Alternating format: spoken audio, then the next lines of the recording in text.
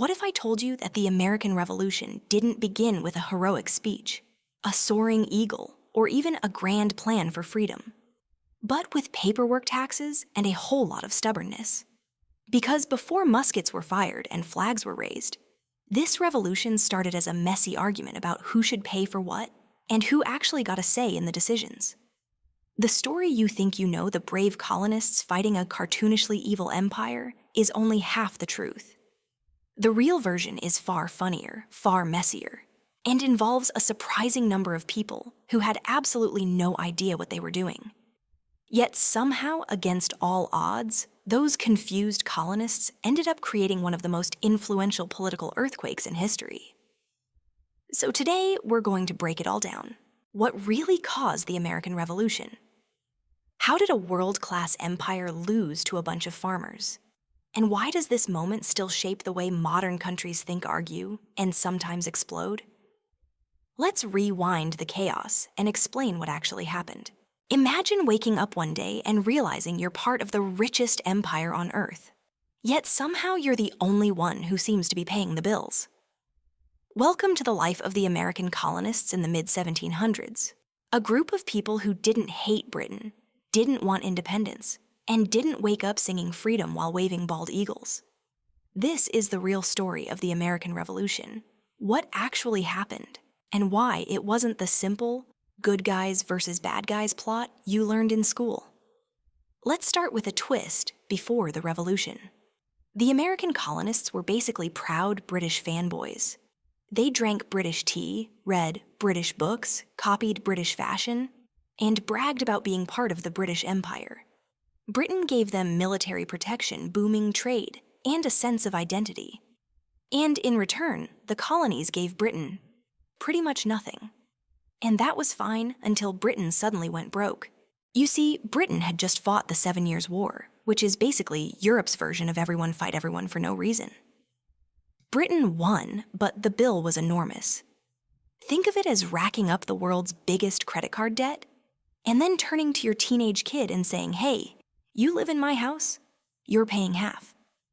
So Britain decided to tax the colonies. And here's where everything starts falling apart.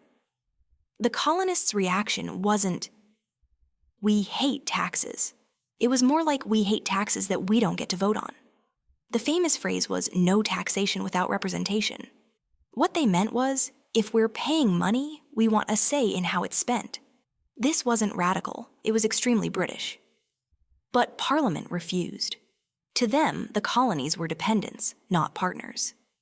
So Britain passed the Stamp Act, a tax on basically every piece of paper, contracts, newspapers, licenses, even playing cards. The colonists, who already loved complaining, absolutely lost it.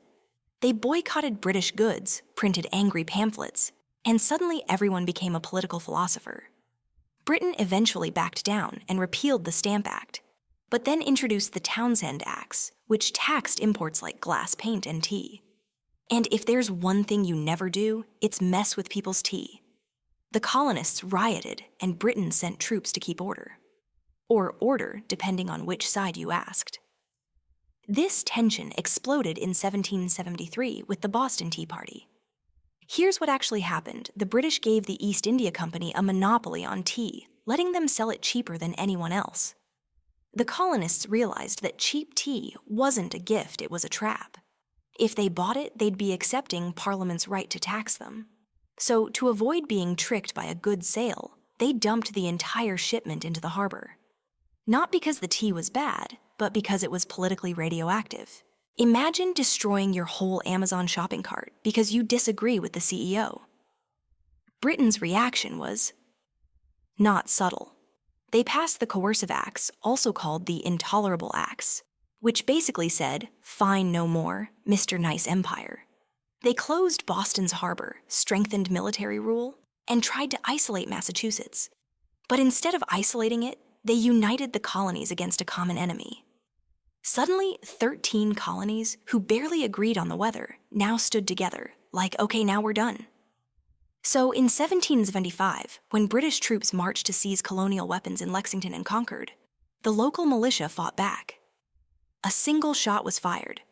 No one knows who pulled the trigger. But it became the shot heard round the world, the spark that ignited the revolution. At this point, the colonies needed someone to lead their newly formed Continental Army. And they chose George Washington.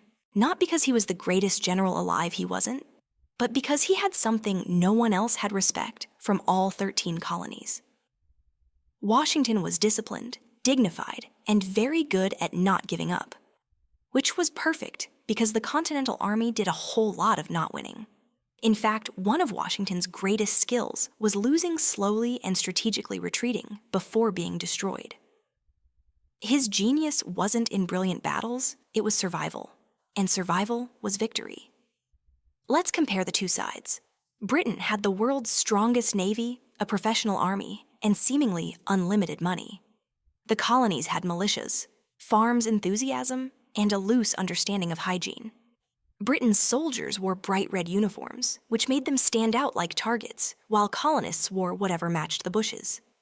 Britain used European battle tactics that worked great in open fields, but not so much in forests where colonists used guerrilla tactics. And most importantly, Britain was fighting an enemy 3,000 miles away. Supplies took months. Orders took months. And wars cost money Britain didn't have. But the real turning point wasn't American bravery, it was French spite. France, still salty about losing the 7 Years' War, saw the American Revolution as the perfect chance to annoy Britain. So they sent money weapons officers and eventually their navy. With French support, the war shifted dramatically. The final showdown came at Yorktown in 1781. British General Cornwallis was trapped on a peninsula. Washington surrounded him on land. The French Navy blocked him at sea. Britain couldn't escape, couldn't resupply, and couldn't win. Cornwallis surrendered, effectively ending the war. And fun fact, he was so embarrassed he didn't attend his own surrender ceremony. So how did the colonies actually win? Not because they were stronger, not because they were better, but because Britain made huge strategic mistakes. Because the colonies were fighting at home. Because Washington refused to let the army collapse. And because France turned the conflict into an international problem Britain couldn't afford to solve. When peace came, the United States emerged as an independent nation. But let's be clear, it wasn't perfect. The principles of liberty and equality didn't apply to everyone. Enslaved people remained enslaved. Native Americans lost land. Women had almost no political rights. The revolution was radical in theory, but slow in practice. Yet its ideas that people could govern themselves, that rulers must be accountable, that freedom was a right spread far beyond America. Revolutions erupted in France, Haiti, Latin America, and beyond. The world changed because a handful of colonies decided they were done being told what to do. And that's the real story of the American Revolution. Not a clean, heroic fairy tale, but a messy, complicated, sometimes accidental chain of events driven by taxes, misunderstandings, political pride, and a surprising amount of tea. A revolution that didn't start as a fight for independence, but became one because the people in charge refused to listen. So the question is, if a group of colonies could reshape global politics in the 1700s, with pamphlets and powdered wigs, what does that say about the movements we're shaping today? In the age of the internet. So that's the American Revolution, not the glossy simplified version, but the real chaotic one. A revolution born from taxes, nobody wanted decisions, nobody agreed on, and a long list of mistakes that somehow added up to a brand new country. It was messy, contradictory, idealistic, and deeply flawed. But it also unleashed ideas that traveled far beyond the 13 colonies, ideas about liberty rights and self-government, that continue to ripple across the world. And the strangest part, most of the people living through it didn't fully understand how big it would become. They were just trying to solve problems in front of them. They weren't thinking about inspiring future revolutions or rewriting global politics. They were thinking about tea taxes and how not to freeze at Valley Forge. If anything, the American Revolution reminds us that history's biggest changes don't always come from the strongest armies or the loudest speeches. Sometimes they come from ordinary people refusing to back down, even when the odds look ridiculous. Thanks for watching. If you enjoyed diving into this moment in history, stick around, there's a lot more to explain. And who knows, the next revolution changing the world might already be happening. You just haven't noticed it yet.